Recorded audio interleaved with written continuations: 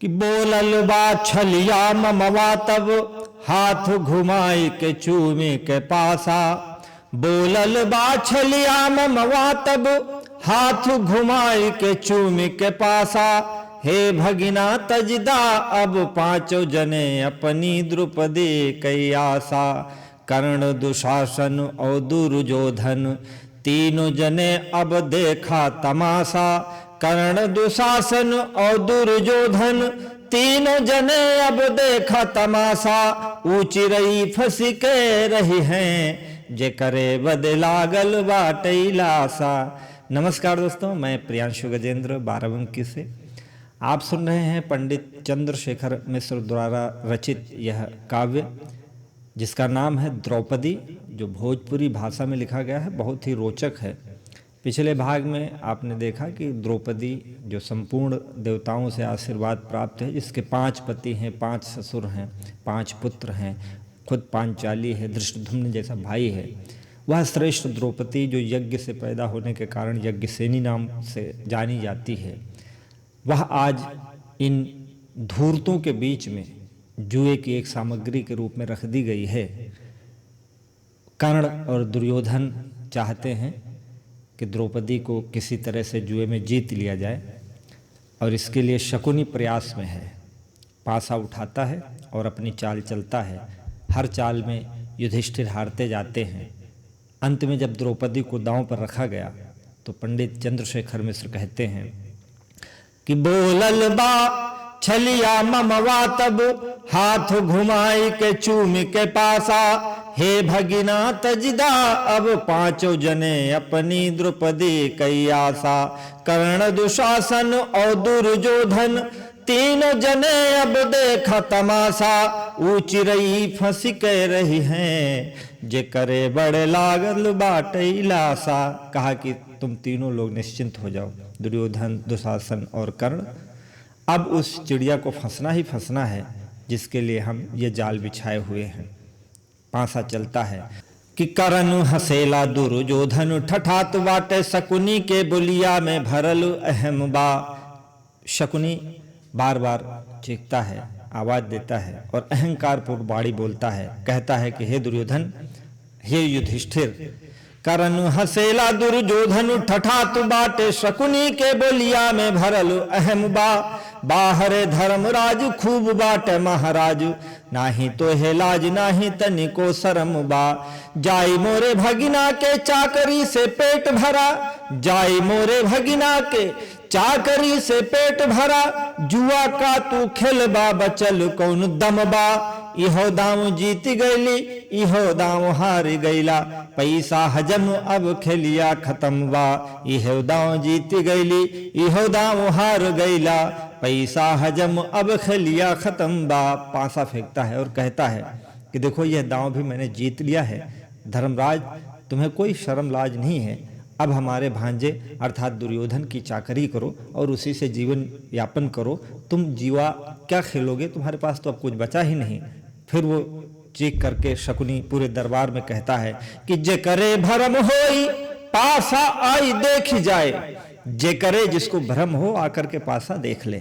कि जे करे भरम होई पासा आई देख जाए। सब जन जान ले हूँ सुन ले हूँ बतिया। और सब बाटे खाली कृष्ण और द्रुपद नाही। उन्हू के लिख के पठाई देव पतिया।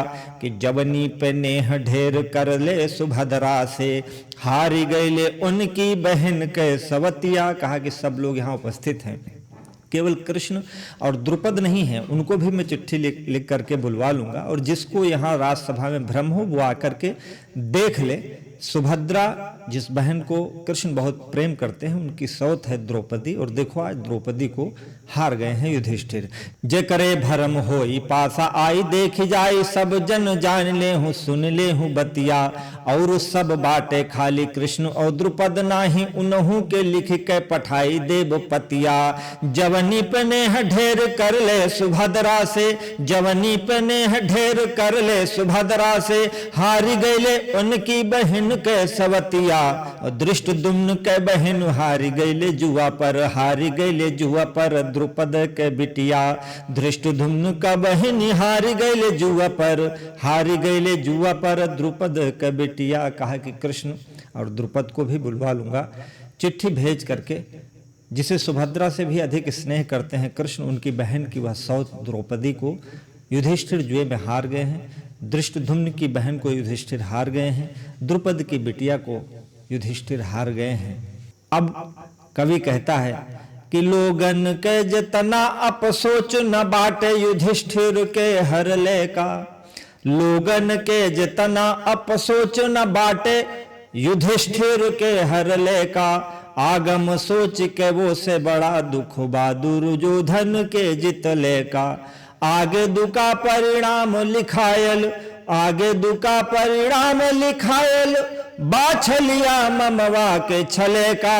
जानत ना अनहरा का कपूत की नागिन खोदत बाटे गले का। जानत ना अनहरा का कपूत की नागिन खोदत बाटे गले का। लोगों को युधिष्ठिर के हारने का दुख नहीं है, बल्कि दुर्योधन के जीतने का दुख है, क्योंकि उन्हें मालूम है कि जीतने के बाद दुर्योधन और आगे मामा शकुनी से मिल करके क्या करने वाला है, उस आगम को सोच करके लोग डरे हुए हैं। कवि कहता है, नाव युधिष्ठिर धर्म कमूर्ति, ते गईले जब में हरिहारी। ये सुन का तसाधारण मानव, भी हरि हैं बहिनी महतारी। खेल बड़ा भइले जग में, खेल बड़ा भइले जग में, पर ऐसन देखल नाही जुआरी। ना तनिको सोचले मन में, हर ले फड़बू पर साझ कनारी। ना तनिको सोचले मन में, हर ले फड़बू पर साझ कनारी। कवि कहता है कि जिनका नाम युधिष्ठिर है और जो धर्म की मूर्त है, वो तो अपनी पत्नी हार गए हैं। और यह हारना एक सामान्य बात है, लेकिन इससे एक परंपरा चलेगी।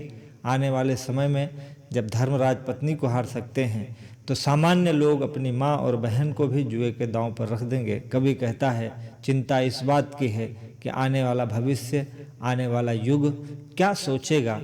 ऐसे जुआरी हमने कहीं नहीं देखे हैं, जो फड़ के ऊपर, फड़ कहते हैं जहाँ जुआ खेलने की जगह, फड़ के ऊपर अपनी पत्नी को हार जाने वाला दृश्य, यह वास्तव में विचलित करने वाला है।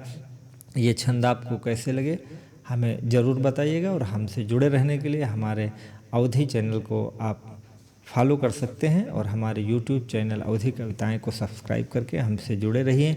हम इसमें उन पुरातन कवियों को सुनाते हैं जिन्होंने हिंदी साहित्य में बहुत बड़ा काम किया है, लेकिन वर्तमान पीढ़ी उनसे अपरिचित है। मैं चाहता हूँ आपका परिचय हो। नमस्कार, जय हिंद, जय अवधि।